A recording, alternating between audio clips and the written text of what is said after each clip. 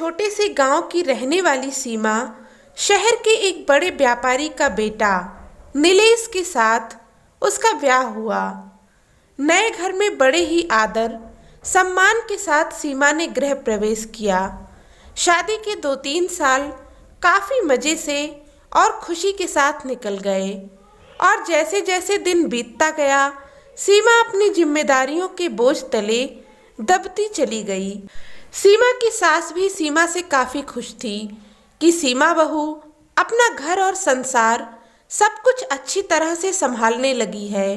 गर्मी की छुट्टी पड़ गई। सीमा अपने मायके जाने की बात अपने सास से बोली, मम्मी 2 साल हो गए मैं मायके नहीं जा पाई, क्या मैं थोड़े दिन जाकर आऊं? सास ने जवाब दिया, देखो सीमा अगले साल चले जाना।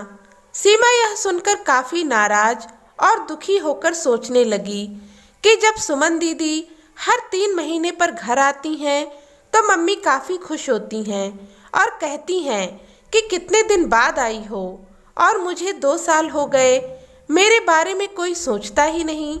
मेरी खुशी किसी के लिए कोई मायने ही नहीं रखती, और क्या दिन भर इन लोगों को खाना बनाकर खिलाती रहूं, घर का सारा काम करती रहूं?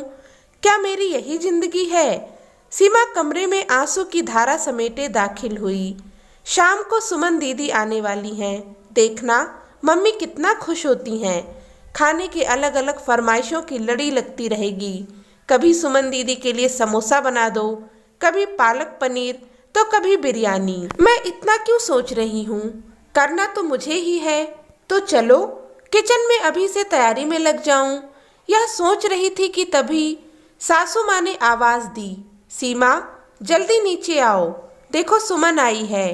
सीमा अपने चेहरे पर मुस्कान लिए अपने दुख को अंदर एक कोने में दबा के अपनी ननद का स्वागत करती है। कैसी हो भाभी? सुमन सीमा से बोली। अच्छी हूँ दीदी, और घर पर सब कैसे हैं? अच्छे हैं। अच्छा, हमारे जीजा जी कैसे हैं?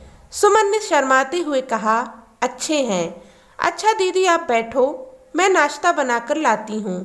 नहीं नहीं भाभी, कुछ मत बनाओ, मैं अभी घर से नाश्ता करके आई हूँ, और भाभी केवल 2-3 घंटे ही रहूँगी क्योंकि सास की तबीयत ठीक नहीं है। आपके जीजा जी उन्हें दिखाने ले गए हैं। तो वह बोले, तुम अकेले यहाँ क्या करोगी? एक काम करो, तुम अपने मायके जाकर सबसे मिलकर चली आओ। सो मैं आ गई, मुस्कुराते हुए सुमन ने जवाब दिया। अच्छा दीदी रुको, मैं खाना बना देती हूँ, आप भी खा लीजिएगा। जीजा जी और आपके सास के लिए खाना पैक भी कर दूंगी। अरे भाभी मेरे साथ बैठो, बातें करो, शाम तक मैं चली जाऊंगी, खाना तो बनता ही रहेगा।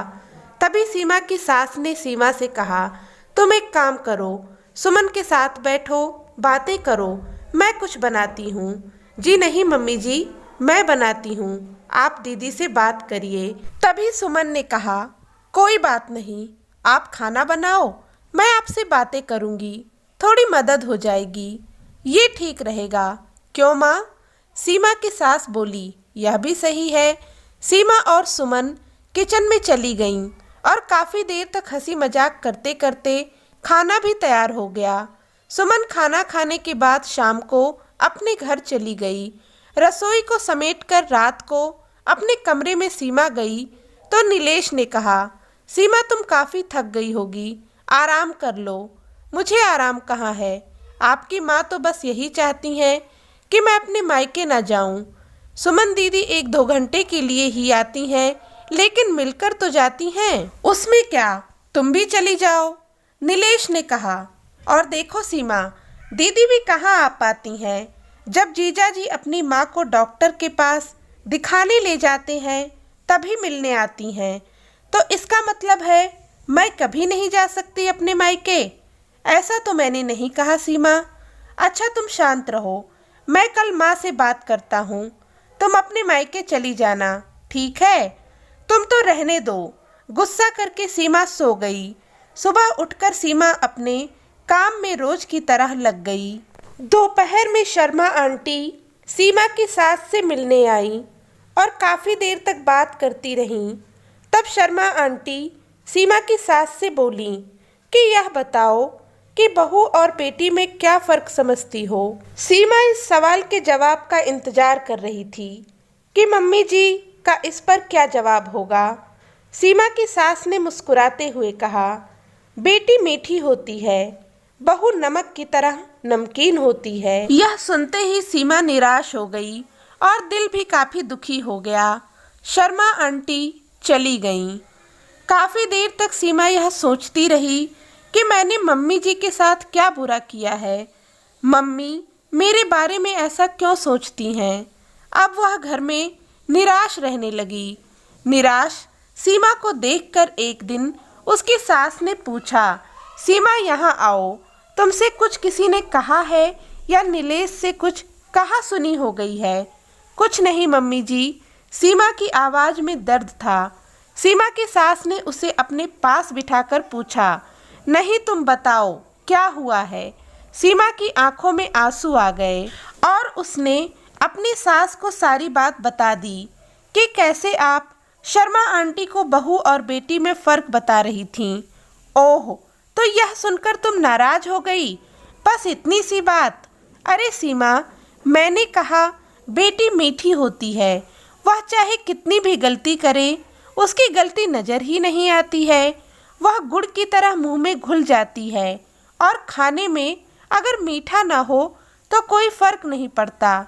और बहू नमक के समान इसलिए है क्योंकि खाने में अगर नमक न हो तो खाना बेस्वाद है। खाने में नमक मिलाने पर हम जो खाना खाते हैं इस समय नमक के हम कर्जदार बन जाते हैं। ठीक उसी तरह तुम मेरे लिए वही नमक हो। मैं अपने स्वार्थ के लिए तुम्हें कहीं नहीं जाने देती हूँ, क्योंकि तुम्हारे ना रहने पर घर सूना सा लगता है। तुम इस घर को संभालती हो तो हम तुम्हारे कर्जदार हैं। सीमा सारी बात समझ गई और अपनी सास के गले लिपटकर रोने लगी।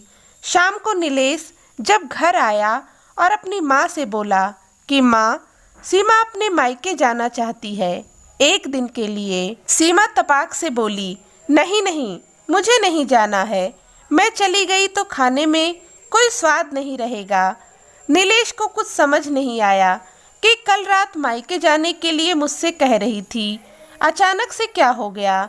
नीलेश सोचने लगा कि इन औरतों को समझना तो मेरे बस के पार है। सीमा की सास सीमा के सिर पर हाथ फेर रही थी और नीलेश एक टक लगाकर सीमा और अपनी माँ को देखता रहा। तो दोस्तों, उम्मीद करती हूँ कि यह कहानी आपको पसंद आई होगी। अपने विचार हमें कमेंट करके ज़रूर बताइएगा। कहानी को लाइक और शेयर ज़रूर करें। चैनल को सब्सक्राइब करना ना भूलें। धन्यवाद।